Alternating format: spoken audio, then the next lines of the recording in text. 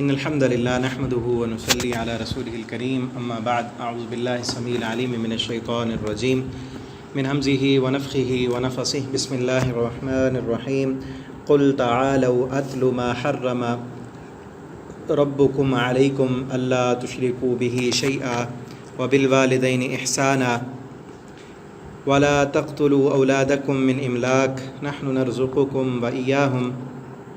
تفسیر القرآن کے سبق میں آج انشاءاللہ سورۃ الانعام رکوع نمبر 19 پڑھیں گے۔ انتہائی اہم ترین رکوع ہے اور اس کے اندر دین اسلام کے بنیادی احکامات بیان کیے جا رہے ہیں اور سابقہ جو شریعتیں تھیں ان کے بھی یہ احکامات ہیں، تو توجہ کے ساتھ اس کو سنیں اور دوسرے لوگوں تک بھی پہنچائیں۔ پہلے اس کا لفظی ترجمہ ہم دیکھتے ہیں، پھر انشاءاللہ اس کی تفسیر پڑھیں گے۔ قل، آپ کہہ دیجئے، تعالو، تم سب آؤ، اتلو، میں پڑھتا ہوں، ما حرم، جو حرام کیا ہے، ربکم، تمہارے رب نے، علیکم، تم پر، اللہ، یہ کہ نہ، تشرکو، تم سب شریک ٹھہراؤ، بھی، اس کے ساتھ، شیئن، کسی کو، وبالوالدین احسانا، اور والدین کے ساتھ احسان کرو، ولا تقتلوا اولادکم، اور تم نہ قتل کرو اپنی اولاد کو، من املاق، مفلسی کے ڈر سے، نحن نرزقکم، ہم ہی رزق دیتے ہیں تمہیں، وإیاہم، اور ان کو بھی دیں گے، ولا تقربوا، اور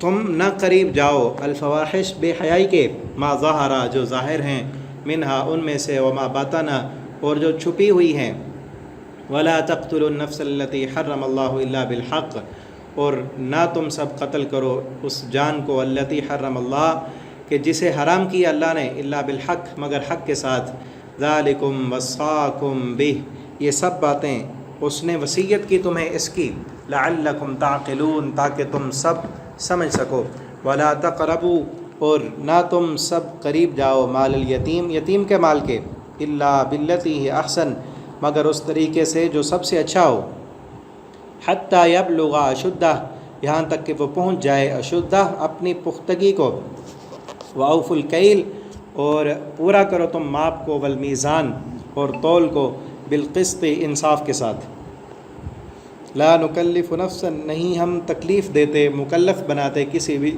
جان کو، الا وسعها، مگر اس کی وسعت کے مطابق، وإذا قلتم، اور جب تم بات کرو، فعدلوا، تو تم سب انصاف کرو، ولو کان ذا قربا، اس حال میں کہ اگرچہ ذا قربا، قرابت دار ہی کیوں نہ ہو، عدل، تمہارا عدل تمہارے قریبی رشتہ دار کے خلاف ہی جا رہا ہے، تو پھر بھی تمہیں یہ وصیت ہے کہ تم نے عدل کرنا ہے، وبعہد اللہ اوفوا، اور اللہ کے عہد کو پورا کرو، ذالکم وصاکم بہ، یہ وصیت کی تمہیں اس کی اللہ تعالی نے، لعلکم تذکرون، تاکہ تم نصیحت حاصل کرو، وان ھذا صراطی مستقیما، اور بے شک یہ میرا راستہ ہے، مستقیمہ، سیدھا، فاتبعوا، تو تم سب پیروی کرو اس کی، ولا تتبعوا السبل، اور نہ تم پیروی کرو اور راستوں کی، فتفرق بکم عن سبیلی، پس الگ کر دیں گے تم کو اس اصل راستے سے، دوسرے راستوں پر چلو گے تو اصل راستے سے تم بھٹک جاؤ گے، ذالکم وصاکم بہ، یہ اس نے تمہیں وصیت کی اس کی،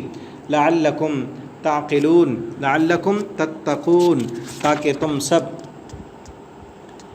تقوی اختیار کرو، تم سب بچ جاؤ، پرہیزگاری اختیار کرو، ثم آتینا، پھر ہم نے دی، موسیٰ علیہ السلام کو، الکتابہ، کتاب، تماماً، پوری کرنے کے لیے، علی الذین، اس پر جس نے، احسن، نیکی کی، وتفصیلا، اور تفصیل بیان کرنے کے لیے، لکل شیء، ہر چیز کی، وہدن، اور ہدایت ہے، ورحمتن، اور رحمت ہے، لعلہم، تاکہ وہ، بلقاء ربہم، اپنے رب کی ملاقات پر، یؤمنون، وہ سب ایمان لے آئیں۔ یہاں تک یہ رکوع کمپلیٹ ہوا، اس کی تفسیر دیکھتے ہیں۔ انتہائی اہم ترین باتیں اس میں بیان ہوئی ہیں، تقریباً 3-4 آیتیں ہیں اس رکوع کی، اور اس میں 10 باتیں بیان ہوئی ہیں، اور وہ 10 باتیں اسلام کی بنیاد ہیں، اسلام کے بنیادی اصول ہیں۔ 4 آیتیں ہیں اور 10 باتیں ان 4 آیتوں میں بیان کی گئی ہیں، اور یہی باتیں، یہی اصول اسلام کے، شریعت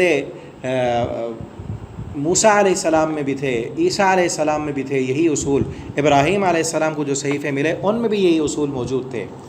ٹھیک ہے، وہ اصول کیا ہیں؟ پہلے تو یہ دیکھیں کہ پیچھے تعلق کیا ہے۔ پیچھے ہم پڑھ آئے ہیں کہ مشرکین مکہ نے اپنی طرف سے کچھ یعنی من گھڑت دین بنایا ہوا تھا، اپنی شریعت خود ساختہ انہوں نے بنا لی تھی۔ اس میں وہ کیا کرتے تھے کہ کسی جانور کو وہ اپنے طور پر احترام والا سمجھ لیتے، کسی کو اپنے اوپر حرام کر لیتے، کسی کو حلال کر لیتے، اور پھر اس پر ظلم کہ وہ اسے اللہ رب العالمین کے احکامات کہتے کہ یہ اللہ نے کیا ہے ہم پر۔ اسے پڑھا نا ہم نے اس آخری آیت میں، قُلْ هَلُمَّ شُهَدَاءَكُمُ الَّذِينَ يَشْهَدُونَ أَنَّ اللَّهَ حَرَّمَ هَٰذَا، کہ اپنے گواہ لاؤ کہ کیا اللہ نے حرام کیا ہے۔ اللہ تعالیٰ نے فرمایا فَإِن شَهِدُوا، اگر وہ گواہی دے بھی دیں کہ وہ کہتے تھے کہ ہاں اللہ نے کیا ہے، ٹھیک ہے، اپنی طرف سے اپنا دین بنا لیا تھا، خود ساختہ گھڑ لیا تھا، اور پھر اس دین کو اللہ رب العالمین کی طرف منسوب کرتے تھے جھوٹ بولتے ہوئے۔ تو اللہ رب العالمین نے ان کے خود ساختہ مذہب کی نفی کی، اور انہوں نے جو اپنے حلال و حرام کی پابندیاں لگائی ہوئی تھیں کہ یہ فلاں کا گوشت فلاں عورت نہیں کھا سکتی، فلاں جانور اس پر سواری نہیں کرنی، فلاں جانور پر کچھ لادنا نہیں ہے، ٹھیک ہے، یہ فلاں جانور جو ہے وہ آزاد ہے جہاں سے مرضی کھائے پیے، یا فلاں کھیتی کا حصہ اس میں سے کچھ انسان نہیں کھا سکتے، یہ بتوں کے نام کا ہے۔ یہ جو تم نے پابندیاں لگائی ہیں یہ اللہ نے پابندیاں نہیں لگائیں، آؤ میں تمہیں پڑھ کے سناتا ہوں اللہ نے جو پابندیاں لگائی ہیں وہ یہ ہیں، وہ اصل یہ پابندیاں ہیں، وہ کیا ہیں؟ قل، ان سے کہو، تعالو، آؤ سب، اتلو، میں پڑھتا ہوں، ما حرما، جو حرام کیا ہے، ربکم، تمہارے رب نے۔ یا حرما کا معنی جو پابندی لگائی تم پر تمہارے رب نے، ٹھیک ہے، جو اللہ نے تم پر پابندیاں لگائی ہیں وہ یہ ہیں، یعنی جس طرح تم اپنے حلال و حرام کا ان کی پابندی کرتے ہو، ان کا خیال رکھتے ہو، وہ اللہ نے نہیں لگائیں۔ اللہ نے جو چیزیں تم پر حرام کی ہیں اور جو پابندیاں تم پر لگائی ہیں ان کا خیال رکھو، ان کا تو تم خیال رکھ ہی نہیں رہے۔ ہم انہیں دیکھتے ہیں، ترجمہ تو پڑھ لیا، اور پھر ہم اپنے آپ کو بھی دیکھیں گے، اپنے اس ہمارے معاشرے میں ان پابندیوں کا کتنا خیال رکھا جا رہا ہے۔ وہ سب سے پہلی پابندی کیا ہے؟ اللہ تشرکوا بہ شیئا، کہ اس کے ساتھ کسی کو شریک نہ ٹھہراؤ۔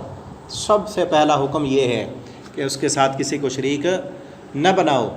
اور پھر یہ بھی دیکھیں کہ یہ احکامات نا تھوڑے تھوڑے پہلے بھی بیان ہوئے ہیں۔ یہی حکم پہلے سورہ بقرہ میں، سورہ بقرہ کے رکوع نمبر 10 میں، جہاں پر بنی اسرائیل سے عہد لیا گیا، وہاں پر یہ حکم تھا، وَإِذَا أَخَذْنَا مِيثَاقَ بَنِي إِسْرَائِيلَ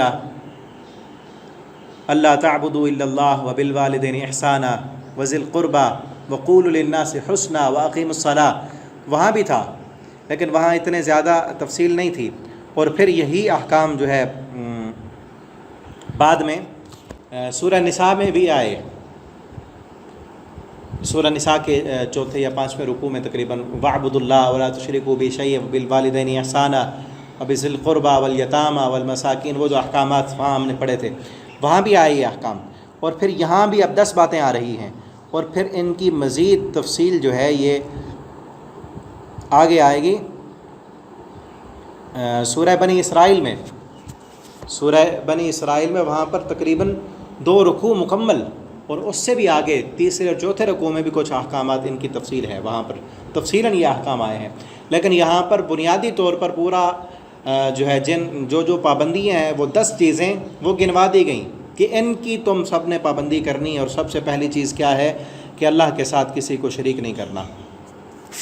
اور شرک کسے کہتے ہیں اس کی پہلے بھی کئی دفعہ وضاحت کی جا چکی ہے کہ اللہ کی ذات میں کسی کو شریک نہ ٹھہراؤ، اور نہ اس کی صفات میں کسی کو شریک ٹھہراؤ، نہ اس کے اختیارات میں کسی کو شریک ٹھہراؤ، اور نہ اس کے حقوق میں کسی کو شریک ٹھہراؤ۔ کتنی چیزیں ہو گئیں؟ سب سے پہلا اللہ کی ذات میں، کہ اللہ رب العالمین اپنی ذات میں اکیلے ہیں، ٹھیک ہے، اس کے ساتھ کوئی شریک نہیں ہے۔ اور اللہ رب العالمین کی جو صفات ہیں اس میں بھی کوئی شریک نہیں ہے۔ اور اللہ رب العالمین کے جو اختیار ہیں وہ اختیارات بھی کسی اور کو نہ دو۔ اور اللہ رب العالمین کے جو حقوق ہیں اللہ کے وہ حقوق بھی پورے کرو۔ ذات میں شریک کیا ہے کہ اللہ رب العالمین کی الوہیت میں کسی اور کو حصہ دار سمجھنا، کہ جس طرح نصارہ کا عقیدہ تثلیث کا ہے، مشرکین مکہ نے فرشتوں کو اللہ کی بیٹیاں بنا لی تھیں، اور یہودی کہتے تھے عزیر علیہ السلام اللہ کے بیٹے ہیں، عیسائی کہتے ہیں عیسیٰ علیہ السلام اللہ کے بیٹے ہیں۔ یہ الوہیت میں اللہ کے ذات میں شریک ہے، اس طرح عیسائیوں نے عیسیٰ علیہ السلام کو اللہ کا بیٹا بنایا، یہ ذات میں شریک ہے۔ اور اللہ کی صفات میں شرک کیا ہے؟ یہ مختصر میں آپ کو بتا رہا ہوں کہ ذات میں عیسائیوں نے شرک کیا کہ عیسیٰ علیہ السلام کو بیٹا بنا لیا، مریم علیہ السلام کو اللہ کی بیوی بنا لیا، اللہ کے حصے میں سے حصہ بنا لیا، تثلیث، نظریہ تثلیث اسی سے نکالا، یہ ذات میں شرک ہو گیا۔ اور صفات میں شرک کیا ہے؟ کہ اللہ رب العالمین کی جو صفات ہیں اس جیسی صفات کسی اور کے لیے ماننا، کسی دوسرے کے لیے کہنا، مثلا کسی انسان کے لیے یہ سمجھنا کہ اس پر بھی غیب کی ساری حقیقتیں روشن ہیں، جب بھی میں کوئی بات کرتا ہوں وہ دور بیٹھا ہوا بھی سن لیتا ہے۔ یہ اللہ کی صفت ہے نا کہ اللہ رب العالمین غیب اور حاضر سب کی سنتے ہیں، سب کو دیکھتے ہیں، ہر زبان میں سنتے ہیں، ہر ایک کے دل کے خیالات سے واقف ہیں۔ کوئی انسان کسی دوسرے کے لیے، کسی جن کے لیے، کسی فرشتے کے لیے، کسی پیغمبر کے لیے، کسی بھی انسان کے لیے سمجھ لے کہ جب میرے دل میں خیال آتا ہے اللہ کو بھی پتہ ہوتا ہے، فلاں کو بھی پتہ ہوتا ہے، تو اللہ رب العالمین کی صفت میں اس نے فلاں انسان کو شریک کر دیا۔ اور اسی طرح یہ بھی اللہ رب العالمین کی صفات میں شرک ہے کہ اللہ رب العالمین تمام قسم کی کمزوریوں سے منزہ ہیں، پاک ہیں۔ اللہ رب العالمین کے میں کسی قسم کی کوئی کمزوری، ہمارا سننا کمزوری ہے، ہمارا دیکھنے میں کمزوری ہے، ہمارے طاقتیں جو ہیں وہ محدود ہیں، ان میں کمی ہے، نقص ہے۔ یہ نقص نقائص سے پاک ذات صرف اللہ رب العالمین کی ہے۔ کسی اور کو بھی سمجھنا کہ فلاں بندہ بھی اس میں کوئی کمزوری نہیں ہے، اس کا سننا، اس کا دیکھنا، اس کی طاقتیں لامحدود ہیں، تو یہ بھی اللہ رب العالمین کی صفات میں شریک ہے۔ اور اللہ رب العالمین کے حقوق میں شرک یہ ہے کہ اللہ رب العالمین کا حق ہے کہ ایک اللہ سے دعا مانگی جائے، اللہ رب العالمین کے سامنے سجدہ کیا جائے، اللہ کے لیے قربانی کی جائے، اللہ رب العالمین کے لیے نظر نیاز، چڑھاوا، منت، یہ سب اللہ کے لیے ہونی چاہیے۔ یہ چیزیں کوئی انسان اگر غیر اللہ کے لیے کرے گا، اللہ کے علاوہ کسی اور کے سامنے ہاتھ پھیلائے گا، کسی اور کے سامنے رکوع کرے گا، سجدہ کرے گا، کسی اور کے لیے قربانی دے گا، تو یہ اللہ رب العالمین کے حقوق میں شرک ہے۔ جب اللہ ساری کائنات کے پیدا کرنے والے وہی ہیں، ساری کائنات کا نظام چلانے والے وہی ہیں، تو جب شکر کی باری آئے، قربانی دینے کی باری آئے، تو پھر جھکا بھی اللہ کے سامنے جائے، یہ اللہ کا حق ہے۔ تو ان ساری چیزوں میں شریک نہ ٹھہراؤ، یہ سب سے پہلی پابندی ہے اللہ کی، اور یہ اللہ کا حق ہے۔ جو انسان اللہ کے اس حقوق میں کمی کرتا ہے، اللہ نے اس کو کبھی جنت میں نہیں ڈالنا۔ انہ من یشرک باللہ فقد حرم اللہ علیہ الجنہ ومأواہ النار، جس نے اللہ کے ساتھ شرک کیا اس کا ٹھکانہ جہنم ہے، جنت اس کے لیے حرام ہے۔ فقد حرم اللہ علیہ الجنہ۔ ٹھیک ہے، تو پھر سے سمجھ لیں شرک کیا ہے؟ اللہ کی ذات میں کسی کو شریک بنانا، اللہ رب العالمین کی صفات میں کسی کو شریک کرنا، اللہ کے اختیارات میں کسی کو شریک کرنا، اور اللہ رب العالمین کے حقوق میں کسی کو شریک کرنا، یہ شرک ہے۔ اللہ کی ذات میں شرک کیا ہے؟ کہ اللہ کا بیٹا بنانا، اور اللہ رب العالمین کے بارے میں یہ کہنا کہ اللہ سے یہ نکلا ہے، جس طرح، اور آج کئی کلمہ پڑھنے والے بھی کہتے ہیں نور من نور اللہ۔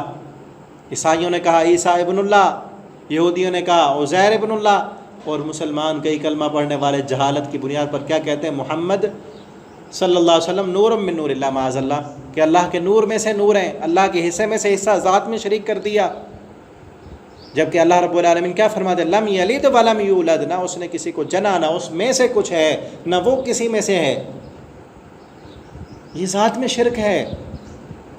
اور صفات میں کیا شرک؟ میں نے بتایا ابھی کہ اللہ کی صفات کسی اور کو دے دینا، غیب و حاضر کا دیکھنا، کسی کی مدد کرنا بغیر اسباب کے، ما تحت الاسباب، کسی کی مدد کرنا تو انسان کے اختیار میں اسباب کے تحت، لیکن ما فوق الاسباب، بغیر سبب کے کسی کی مدد کرنا، یہ اللہ کے اختیار میں ہے، اللہ نے کسی اور کو نہیں دیا۔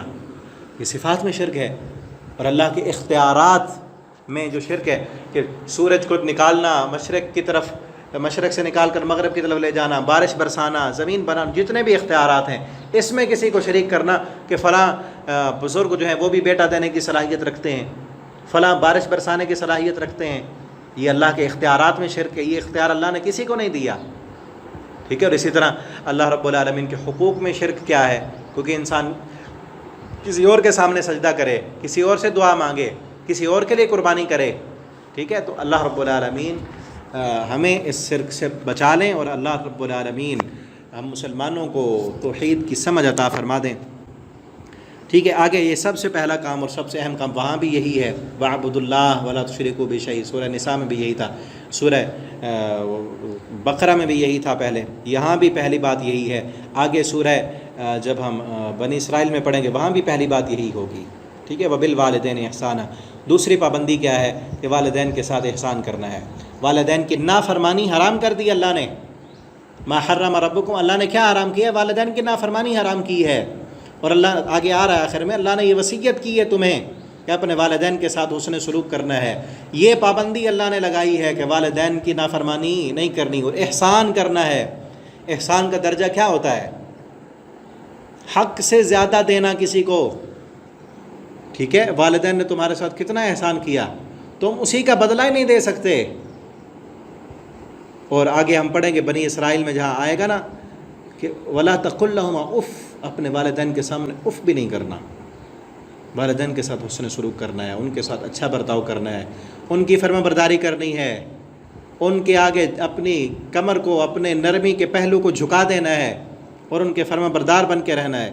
یہ اللہ نے تمہیں وصیت کی ہے اور یہ اللہ نے تم پر پابندی لگائی ہے۔ اور آگے کیا، وَلَا تَقْتُلُوا أَوْلَادَكُمْ، اپنی اولاد کو مفلسی کے ڈر سے قتل نہیں کرنا، اولاد کا قتل نہیں کرنا۔ اور یہ قتل زمانہ جاہلیت کا بہت ہی قبیح ترین فعل جو آج بھی پورے زور و شور کے ساتھ جاری ہے، خاندانی منصوبہ بندی کے نام پر پوری دنیا میں جاری ہے۔ اور یہ افراد اور حکومتیں یہ سمجھتے ہیں کہ وسائل اور رزق ہمارے اختیار میں ہیں۔ کیا سمجھتے ہیں کہ اگر بڑھ گئی مخلوق، لوگ زیادہ ہو گئے تو وسائل کم ہیں، ہم کیسے پورا کریں گے؟ کیا ان کے اختیار میں ہے؟ رزق دینا تو اللہ کی ذمہ داری کا نا، نحن نرزقکم، تمہارے اگر کم وسائل ہیں تو تمہیں بھی تو رزق دے رہے ہیں نا ہم۔ سورہ آگے بنی اسرائیل میں آئے گا نا، وہاں ہے نحن نرزقہم وایاکم، ان کو بھی رزق دیں گے تمہیں بھی دیں گے، یہاں ہے نحن نرزقکم، تم کو بھی دے رہے ہیں۔ یہاں سے مفسرین نے لکھا ہے کہ یہاں ان لوگوں سے خطاب ہے جو خود مفلس تھے، کہ خود ان میں فقر و فاقہ تھا، اسی ڈر سے کہ ہم بھی فقیر ہیں، بچوں کو کہاں سے کھلائیں گے۔ ان سے کہا جا رہا ہے کہ اگر تم فقر و فاقہ کے باوجود تمہیں بھی تو رزق دے رہے ہیں، تمہیں تو بھی تو بھوکھا نہیں سلاتے نا ہم، تمہیں دے رہے ہیں، تمہاری اولاد کو نہیں دیں گے۔ اور وہاں جو ہے سورہ بنی اسرائیل میں، وہاں خود فقیروں سے خطاب نہیں ہے، خود ان لوگ، وہ تو خود امیر تھے، خود ان کے پاس رزق کی فراوانی تھی، لیکن پھر بھی وہ ڈرتے تھے کہیں ہمارے بچوں کے پاس یہ نہ ہوا تو پھر ہم کیا کریں گے۔ تو ان سے کہا کہ تمہیں بھی دیا ہے نا، نحن نرزقہم، تم کو بھی تو دیا ہے نا، نحن نرزق، ان کو دیں گے ہم، ایاکم، تمہیں نہیں دیا، دیکھو تمہارے پاس نہیں ہے کچھ، تمہارے پاس بھی تو سب کچھ ہے نا، جب تم پیدا ہوئے تھے کیا تھا تمہارے پاس۔ ٹھیک ہے نا، تو اس وجہ سے اپنے بچوں کو قتل کرنا، حمل کو گرا دینا، جتنے بھی طریقے آج کل چل رہے ہیں، نئے سے نئے، رحم مادر میں بچہ جب پیدا ہو چکا ہے اس کو گرانا، صرف ایک صورت جس میں علماء نے اجازت دی ہے وہ یہ ہے کہ اگر ماں کی جان کو خطرہ ہے، مستند ڈاکٹر یہ لکھ کر دیں، اور ڈاکٹر بھی اللہ سے ڈرنے والے مسلمانوں، کہ اگر بچہ بڑا ہوا یا اس کو بڑے ہونے تک ماں کی جان چلی جائے گی، یہ پیدا نہیں ہو سکے گا، تو پھر تو بچے کا کوئی چانس بنتا ہے کہ اس کو حمل ضائع کرا دیا جائے۔ ٹھیک ہے، لیکن باقی کسی بھی صورت میں حمل کو ضائع کرنا جائز نہیں ہے، چاہے وہ اولاد میں وقفے کے نام پر ہو، تربیت کے لیے، کسی چیز کے لیے، یہ جائز نہیں ہے۔ ہاں، ازل کی صورت میں نبی کریم صلی اللہ علیہ وسلم نے اجازت دی ہے کہ وہ حمل ہو ہی نہ، ٹھیک ہے، اور وہ بھی آپ صلی اللہ علیہ وسلم نے اجازت دی کہ حمل نہ ہو، حمل ہو گیا وہ تو جان بن گئی، اب اس کو گرائیں گے تو مجرم بنیں گے۔ ٹھیک ہے، ازل یہ ہے کہ حمل ہو ہی نہ پہلے سے، اور اس میں بھی آپ صلی اللہ علیہ وسلم نے فرمایا جو تم جتنی مرضی کوشش کر لو، جو مرضی کر لو، اللہ نے جس جان کو پیدا کرنا ہے وہ پیدا کر کے چھوڑے گا۔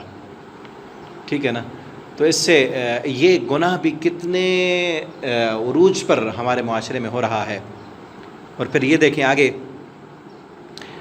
وَلَا تَقْرَبُوا الْفَوَاحِشَ، فحاشی کے قریب نہ جاؤ، یہ بھی اللہ نے حرام کیا ہے۔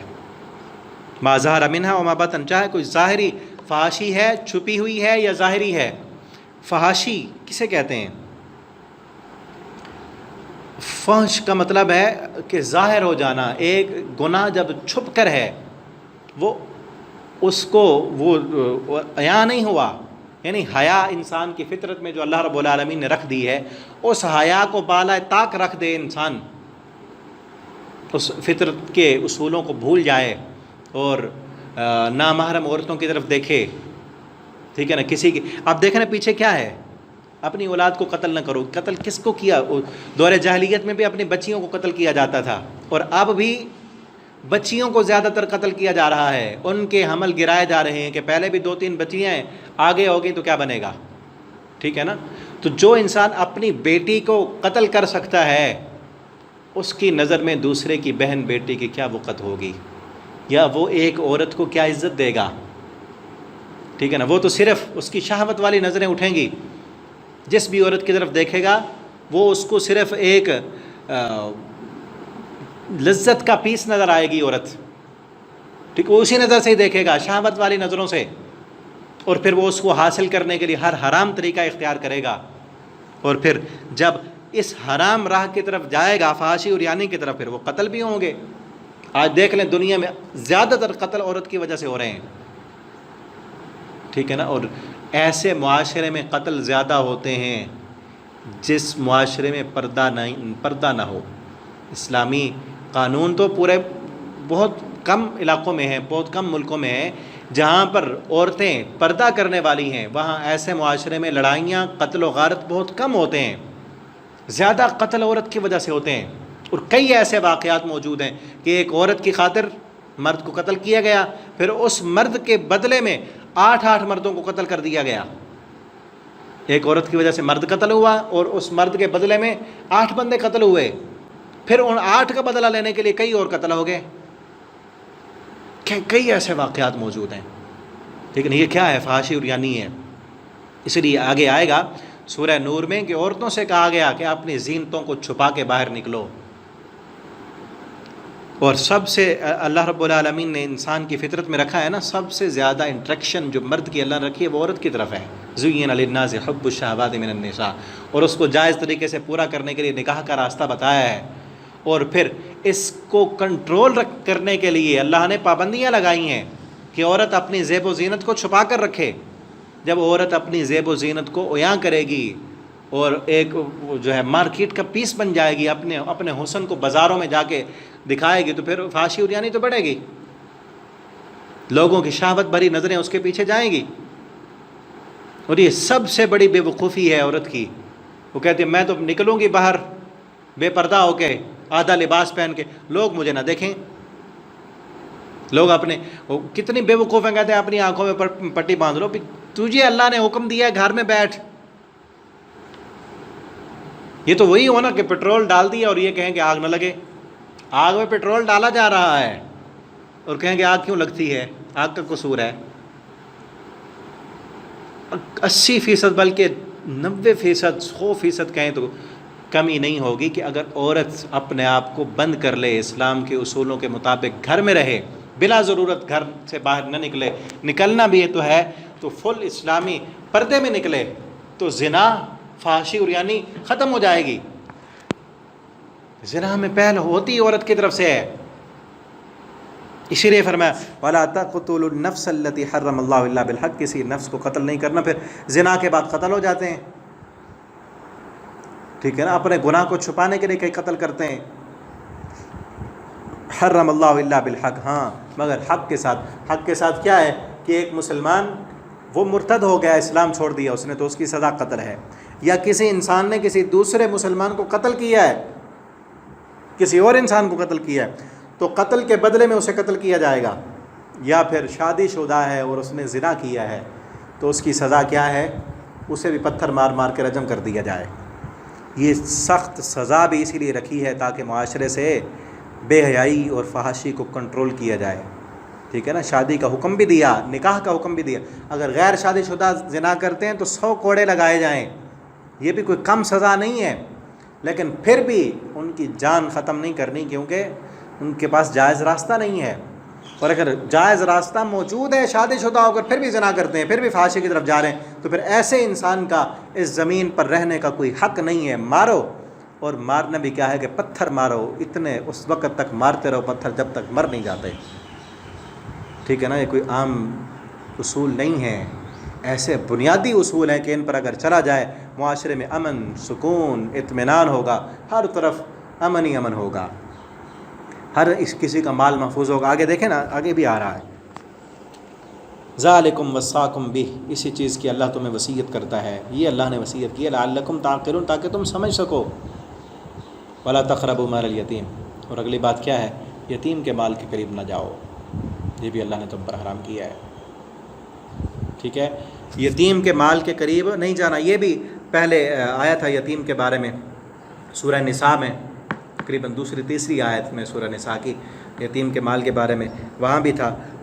اور احسن طریقہ کیا ہے؟ الا باللتی احسن، احسن طریقہ یہ ہے کہ یتیم کا جو کفیل ہے، جو اس کی کفالت کرنے والا ہے، وہ یہ دیکھے کہ کون سا طریقہ یتیم کے لیے فائدہ مند ہے، ٹھیک ہے، جس طریقے پر یتیم کو زیادہ فائدہ ملتا ہو اسی طریقے پر چلا جائے تاکہ یتیم کو زیادہ سے زیادہ فائدہ دیا جا سکے۔ یہ نیت نہ ہو کہ میں یتیم کا مال اڑا لوں، یا اپنا ناکارہ ردی قسم کا مال یتیم کے مال میں ملا کر اس کا اچھا مال اپنا بنا لوں۔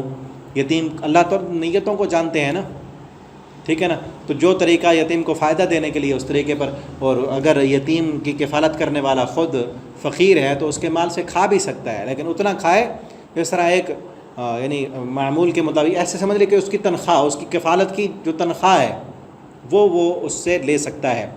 اور اگر خود وہ صاحب معاش ہے، اس کے پاس اپنا مال موجود ہے، پھر یتیم کے مال سے نہ کھائے، ٹھیک ہے۔ اور جو احسن طریقہ ہے، یتیم کا مال اپنے ساتھ ملا کے کاروبار کرنا ہے، اس کو اکٹھے اپنے ساتھ شریک کر کے رکھنا ہے، اس میں اس کا فائدہ ہے، یا الگ رکھنے سے اس کا فائدہ ہے، جو اس کے لیے فائدہ مند ہو وہی طریقہ اختیار کریں۔ الا باللتی احسن حتی یبلغ اشدہ، یہاں تک کہ وہ اپنی پختگی کو پہنچ جائے، وہ بڑا ہو جائے تو اس کا مال دے دو اسے۔ اور اگلی بات کیا ہے؟ اوفوا الکیل والمیزان، ناپ اور تول میں کمی بیشی نہ کرو، پورا کرو۔ ماپ کہتے ہیں جو پیمانے ہوتے ہیں ناپ کر دینے کے، یعنی جس طرح دودھ کے پیمانے ہو کے بھر کر دیے جاتے ہیں، اسی طرح کئی اور چیزیں ماپنے کے پیمانے ہوتے ہیں، کپڑا ماپنے کے ہوتے ہیں، وہ بھی پورا کرو۔ والمیزان، میزان ہوتے ہیں جس سے کوئی چیز تولی جاتی ہے، وہ آلہ جس سے چیزیں تول کر دی جائیں، یعنی دو ہی طریقے ہوتے ہیں نا، یا ماپ کر دی جاتی ہیں گن کر، یا پھر تول کر، تو اس میں کمی نہ کرو۔ بالقسط، انصاف کے ساتھ، ماپو بھی اس انصاف کے ساتھ، تولو بھی انصاف کے ساتھ۔ لا نکلف نفسا الا وسعها، ہم کسی نفس کو، کسی جان کو اس کی وسعت سے زیادہ تکلیف نہیں دیتے، یعنی یہ جو احکامات ہم بیان کر رہے ہیں یہ انسانوں پر کوئی بوجھ نہیں ہے، انسان کی فطرت کے مطابق ہیں، اور یہی تمہارے لیے اسی میں بہتری ہے۔ ان پر عمل کرو گے تو دنیا میں بھی کامیاب رہو گے اور آخرت میں بھی کامیاب رہو گے۔ وَإِذَا قُلْتُمْ فَعْدِلُوا، اگلی بات کیا ہے؟ جب تم بولو تو عدل کرو، بولنا بھی عدل کے ساتھ ہے، تولنا بھی عدل انصاف سے ہے، اور بولنا بھی انصاف سے ہے کہ تمہارے بول کسی کو نقصان نہ پہنچا دیں۔ خصوصاً جب فیصلہ کرنے لگو تو عدل کرو، پیچھے ہم پڑھا ہے نا، سورہ نساء میں بھی تھا اور سورہ مائدہ میں بھی تھا، ٹھیک ہے نا، کہ اگر تمہارا انصاف تمہارے عزیز و اقارب کے خلاف جا رہا ہے، تمہارے والدین کے خلاف جاتا ہے، تمہارے اپنے نفسوں کے خلاف جا رہا ہے، ٹھیک ہے نا، تو انصاف کرو۔ اور اگر تمہارے انصاف کا فیصلہ تمہارے دشمن کے حق میں جاتا ہے پھر بھی انصاف کرو، انصاف کرنا ہے، بولنا بھی انصاف کے ساتھ ہے، کسی کو نقصان نہیں دینا۔ وَإِذَا قُلْتُمْ فَعْدِلُوا، بات کرو تو عدل کی بات کرو، انصاف کی بات کرو۔ یہ نہ دیکھو کہ اگر میرے انصاف کی بات میرے پیارے کے دل کو جو ہے تکلیف نہ پہنچا دے، ٹھیک ہے نا، یا جس سے کوئی فائدہ ہے، میری بات اگر انصاف پر ہے اس کو اچھی نہیں لگے گی تو میرے مفاد پر زد پڑے گی، یہ نہیں دیکھنا، یہ دیکھنا ہے کہ انصاف کی بات کیا ہے، اللہ رب العالمین کس سے راضی ہوں گے۔ وَإِذَا قُلْتُمْ فَعْدِلُوا، عدل کی بات کرو، وَلَوْ كَانَ ذَا قُرْبَىٰ، اگرچہ تمہارا قریبی رشتہ دار کیوں نہ ہو، عدل کی بات تمہارے قریبی رشتہ دار کے خلاف جاتی ہے پھر بھی تم نے عدل ہی کرنا ہے۔ وَبِعَهْدِ اللَّهِ أَوْفُوا، اگلی بات کیا ہے؟ وَبِعَهْدِ اللَّهِ أَوْفُوا، اللہ کے ساتھ کیا ہو وعدہ پورا کرو۔ وعدہ کیا ہے؟ پیچھے ہم پڑھا ہے أَلَسْتُ بِرَبِّكُمْ، کیا میں تمہارا رب نہیں؟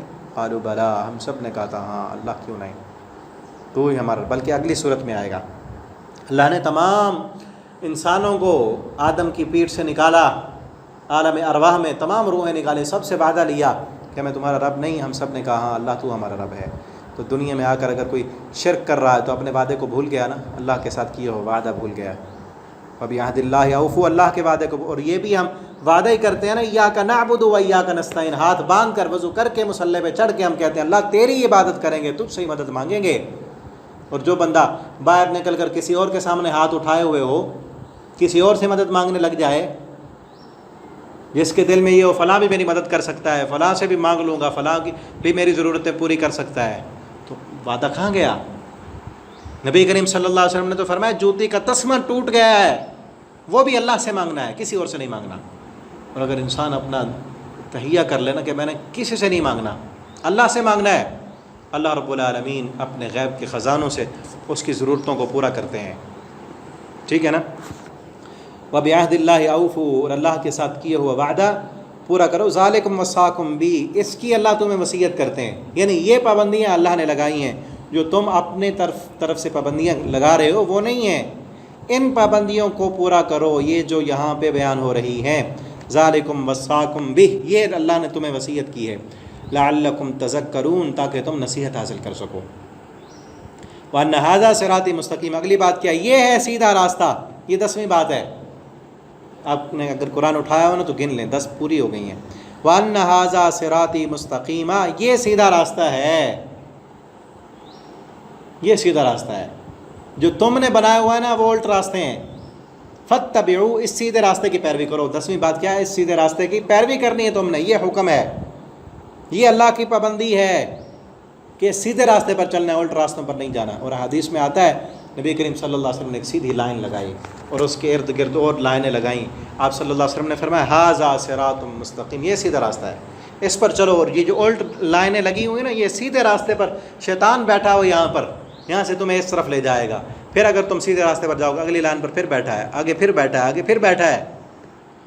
لَأَقْعُدَنَّ لَهُمْ صِرَاطَكَ الْمُسْتَقِيمَ، آگے پڑھیں گے اگلی صورت میں۔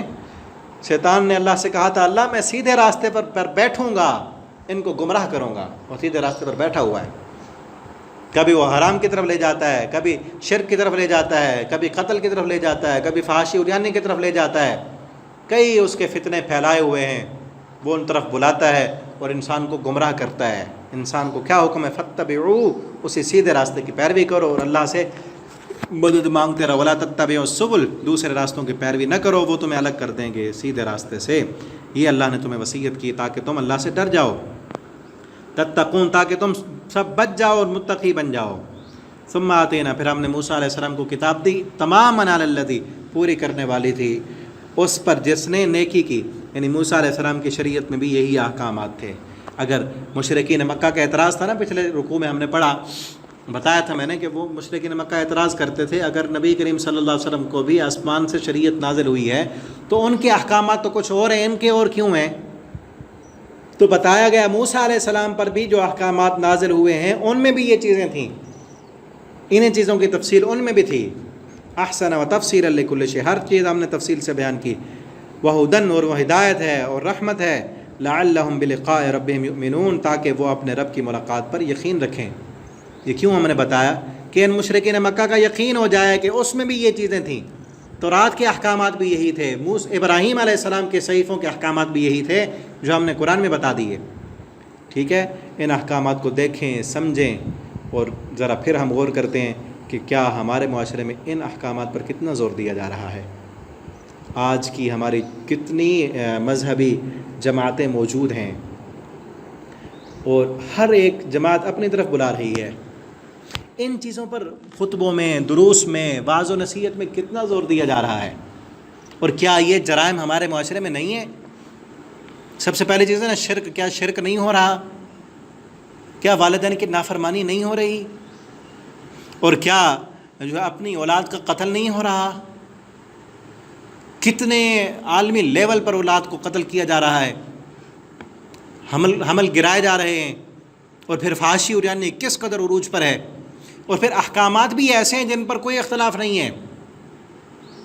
کوئی مذہبی جماعت یہ نہیں کہتی کہ نہیں فحاشی اریانی بے پردگی ہونی چاہیے، کوئی نہیں کہتا، لیکن ہے بھی کس قدر پھیلی ہوئی ہے۔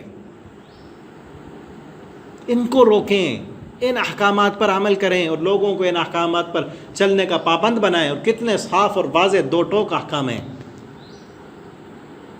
جن پر کوئی کمپرومائز نہیں ہے. ان کو آگے پھیلائیں.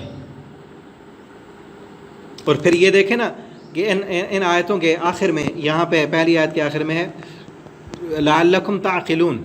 یہ دیکھیں ذالکم وصاکم بھی لعلکم تعقلون، تاکہ تم سمجھ سکو. اور دوسری آیت کے آخر میں ہے لعلکم تذکرون، تاکہ تم نصیحت حاصل کرو. اور تیسری آیت کے آخر میں ہے لعلکم تتقون، تاکہ تم سب بچ سکو. یہ کیوں ہے کہ ان احکامات کو تعقلون اپنے عقل سے سمجھو. ہم نے جو تمہیں عقل دی ہے اس عقل کو قرآن پڑھنے میں صرف کرو، اس پر غور و فکر کرو. عقل استعمال کرو گے تو دوسرے نمبر پر تذکرون، تمہیں نصیحت بھی حاصل ہوگی. اس قرآن کے احکامات سے پھر تمہیں نصیحت بھی ملے گی. جب نصیحت حاصل کرو گے، اس پر عمل کرو گے، لعلکم تتقون، پھر تم جہنم سے بچ بھی جاؤ گے، پھر تمہیں نجات بھی مل جائے گی دنیا کی پریشانیوں سے بھی اور آخرت سے بھی. ٹھیک ہے نا. اس لیے تین چیزیں جو ہے پورے ترتیب کے ساتھ آئیں. عقل والو، عقل کو استعمال کرو اور دیکھو اللہ نے کیا چیزیں حرام کی ہیں. اور پھر ہمارے معاشرے میں یہ دیکھیں کہ ان چیزوں کی تو کوئی پابندی نہیں ہے، اپنی طرف سے بنا رکھی ہوئی کی ہوئی پابندیوں کا بڑا خیال رکھا جاتا ہے. محرم کے مہینے میں فلاں لباس نہیں پہننا، فلاں کام نہیں کرنا، سفر کے مہینے میں سفر نہیں کرنا، فلاں دن کو فلاں کام نہیں کرنا. کتنی پابندیاں لگائی ہوئی ہیں اپنی طرف سے. رسم و رواج، اور کئی رسم و رواج انڈیا کے ساتھ جو بر صغیر تھا پہلے، ان کے ساتھ مسلمان رہتے تھے، ان کے رسم و رواج ہم نے اپنی دین اور شریعت بنایا ہوا ہے اور اس کی کتنی پابندیاں کر رہے ہیں. شادی پر کئی رسم و رواج ہیں جو ہندوؤں سے آئے ہوئے ہیں. فوت ہونے کے بعد کئی رسم و رواج انڈیا سے آئے ہیں، وہ بھی کرتے ہیں، ہم بھی کر رہے ہیں مسلمان. اور ان کی کتنی پابندی کی جاتی ہے، کتنا ان کا خیال رکھا جاتا ہے. دوسرے کو روکا ٹوکا جاتا ہے، یہ نہ کرو، محرم کا مہینے میں شادی کر رہے ہو.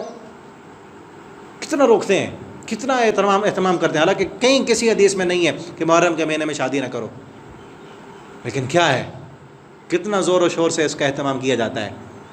اور کئی اور پابندیاں جو اپنی طرف سے لگائی ہوں اس کی تو پابندی کر رہے ہیں. جو اللہ نے پابندی لگائی وہ کہاں ہے؟ وہی لوگ جو محرم کے مہینے میں شادی نہیں کرتے، وہی لوگ فحاشی اور یعنی پھیلا رہے ہوتے ہیں، وہی لوگ شرک کر رہے ہوتے ہیں، وہی لوگ وعدے کی پابندی نہیں کرتے، ناپ تول میں کمی کر رہے ہوتے ہیں. اللہ نے یہ پابندی لگائی ہے.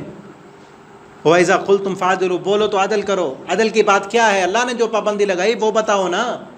جو لوگوں نے اپنی طرف سے بنا دی ہیں ان کا بڑا خیال ہے تمہیں. ذالکم وصاکم بھی، یہ اللہ نے تمہیں وصیت کی، لعلکم تذکرون.